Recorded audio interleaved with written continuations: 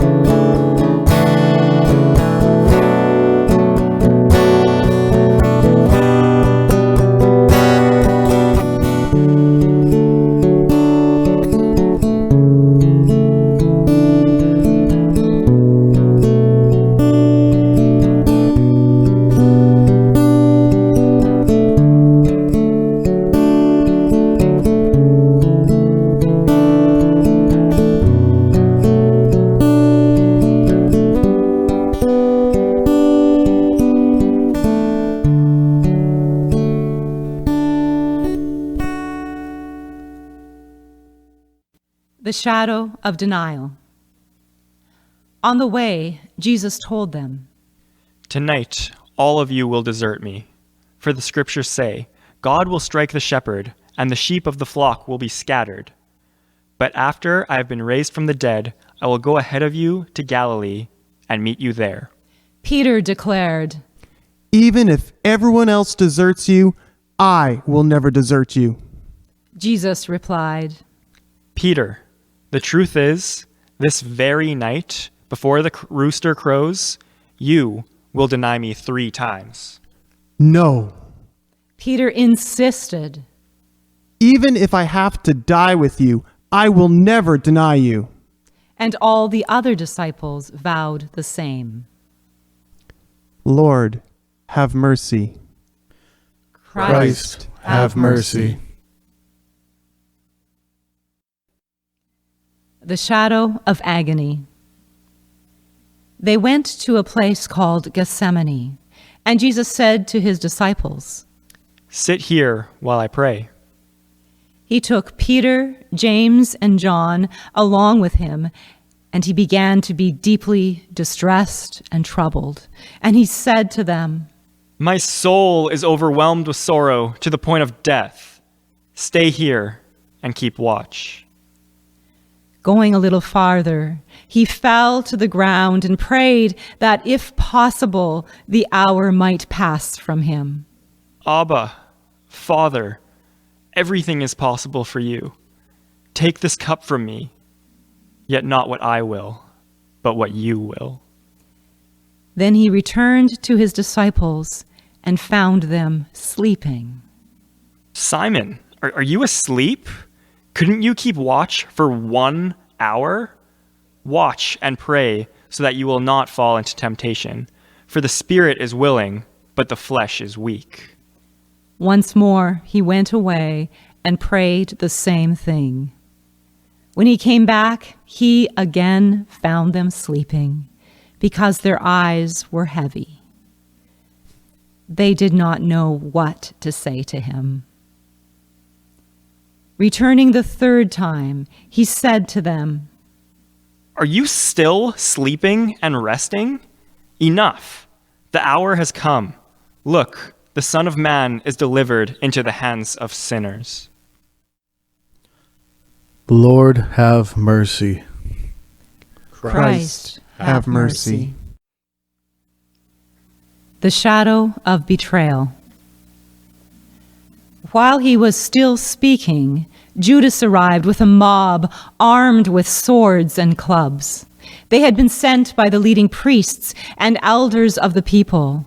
Judas had given them a pre-arranged signal. You will know which one to arrest when I greet him with a kiss. So Judas came straight to Jesus.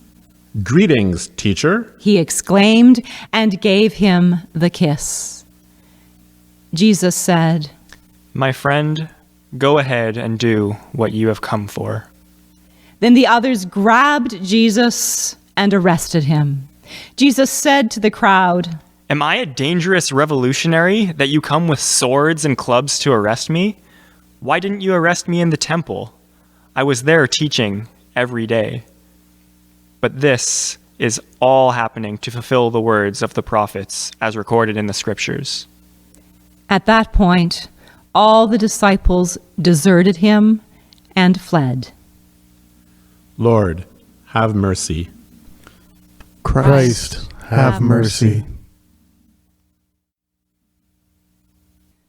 The shadow of accusation. Inside the high priest's house, the leading priests and the entire high council were trying to find witnesses who would lie about Jesus so they could put him to death. But even though they found many who agreed to give false witness, there was no testimony they could use. Finally, 2 men came forward who declared, This man said, I am able to destroy the temple of God and rebuild it in 3 days. Then the high priest stood up and said to Jesus, Well, aren't you going to answer these charges? What do you have to say for yourself? But Jesus remained silent. Then the high priest said to him, I demand in the name of the living God, tell us if you are the Messiah, the Son of God. Jesus replied, Yes, it is as you say. And in the future you will see me, the Son of Man, seated in the place of power at God's right hand and coming on the clouds of heaven. Then the high priest tore his clothing to show his horror, shouting, Blasphemy! Why do we need other witnesses? You have all heard his blasphemy. What is your verdict? Guilty. He deserves to die. die. Then they began to spit in Jesus' face and beat him with their fists. Lord, have mercy. Christ, have mercy. The shadow of Peter's denial. What was I thinking? I expected so much more from myself. Oh, at the table it was easy. When Jesus talked about being betrayed and arrested and dying, I was angry and protective. I'll fight for you, Lord, I said. I'll die for you. I thought he was just frightened and emotional when he replied, No, Peter. Before the rooster crows 3 times, you will deny me. Deny him? I wouldn't have thought it was possible. But that was then. Now I know it's true. When it finally came down to it, I couldn't fight for him. I couldn't die for him. I couldn't even answer the question, yes, I know him. I follow him. I believe in him. And as they led him away, he looked at me. Those eyes, I expected anger and judgment. But there was only love. In his eyes, there was only ever love. Lord, have mercy. Christ, have Have mercy.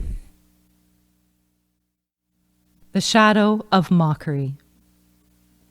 Pilate asked the crowd, Then what should I do with this man you call the King of the Jews?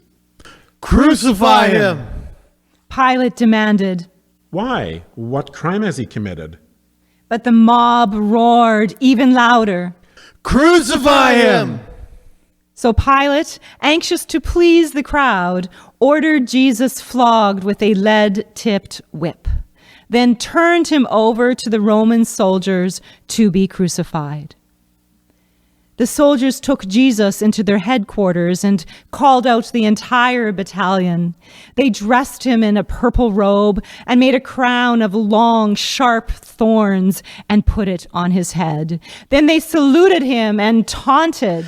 Hail, King of the Jews! And they beat him on the head with a stick, spit on him, and dropped to their knees in mock worship. When they were finally tired of mocking him, they took off the purple robe and put his own clothes on him again. Then they led him away to be crucified. Lord, have mercy. Christ, have mercy. The shadow of crucifixion. As they were going out, they met a man from Cyrene named Simon, and they forced him to carry the cross. They came to a place called Golgotha, which means the place of the skull. There they offered Jesus wine to drink, mixed with gall, but after tasting it, he refused to drink it. When they had crucified him, they divided up his clothes by casting lots, and sitting down, they kept watch over him there. Above his head, they placed the written charge against him. This is Jesus, the King of the Jews." 2 rebels were crucified with him, one on his right and one on his left. Those who passed by hurled insults at him, shaking their heads and saying, "You who are going to destroy the temple and build it in 3 days, save yourself. Come down from the cross. If you are the Son of God." In the same way, the chief priests, the teachers of the law, and the elders mocked him. He saved others, but he can't save himself. He's the King of Israel. Let him come down now from the cross, and we will believe in him. He trusts in God. Let God rescue him now, if he wants him, for he said, "I am the Son of God." Lord, have mercy. Christ, have mercy. The shadow of death. It was now about noon, and darkness came over the whole land until 3 p.m, for the sun stopped shining. And the curtain of the temple was torn in two, and Jesus called out with a loud voice, "Father, into your hands I commit my spirit." When he had said this, he breathed his last. Lord, have mercy. Christ, have mercy.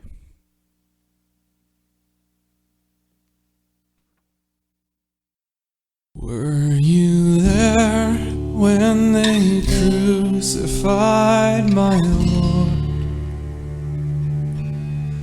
Were you there when they crucified my Lord? Oh,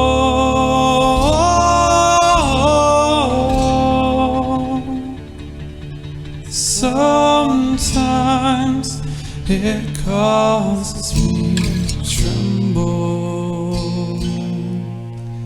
tremble, tremble.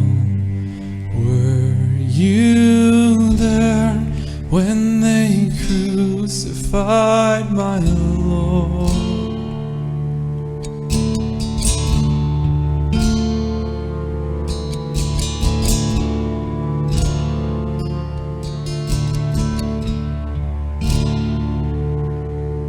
Were you there when they nailed him to the tree? Were you there when they nailed him to the tree?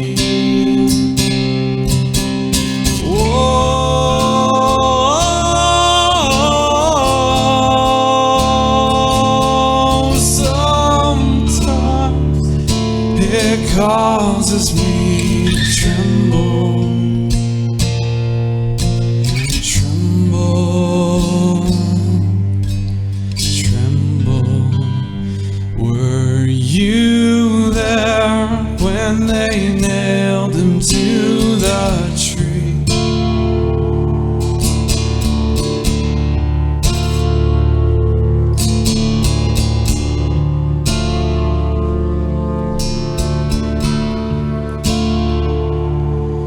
Were you there when they laid him in the tomb?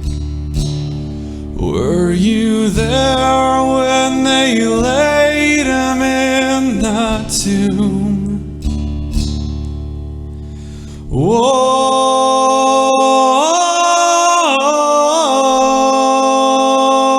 Oh, sometimes it causes me to tremble, tremble, tremble. Were you there when they laid him in the tomb?